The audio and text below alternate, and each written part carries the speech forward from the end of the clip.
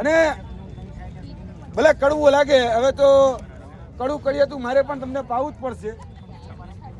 શિક્ષક બનવા માંગો છો 24,700, અરે ગ્રાઉન્ડ ઉપર 24,700 ભેગા નથી થતા. એનું પેલા આપણે કંઈક કરવું પડશે નિરાકરણ.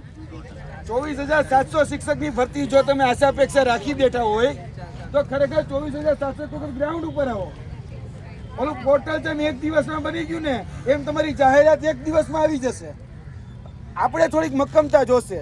એટલે આ સોશિયલ મીડિયાના માધ્યમથી જે વિદ્યાર્થી મિત્રો ઘરે બેઠા છે એ ઘરે બેઠા ઉમેદવારોને પણ કહેવા માંગુ છું કે ભાઈ, તમારા વતીનું યુદ્ધ એ બીજું કોઈ લડવાનું નથી. તમારે તમારું અર્જુન જાતે જ બનવાનું છે.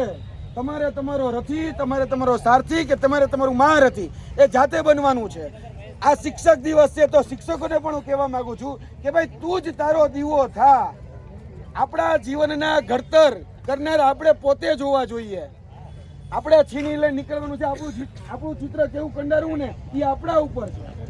હવે તમે દરેક વખતે આંદોલનનું આઉટસોર્સિંગ કરો કે યુવરાજથી તમે આવી જજો, બીજા ભાઈ તમે આવી જજો, એવું નહીં.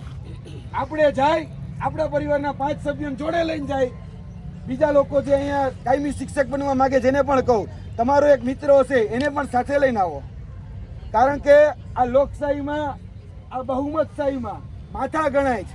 માથા હશે તો તમારું કામ થશે. આજે શિક્ષક દિવસની દિવસે 1000 લોકો રોડ ઉપર બેઠા હતા તો માથા ગણાય કે ભાઈ હા, શિક્ષક દિવસ છે, લોકો આવ્યા છે.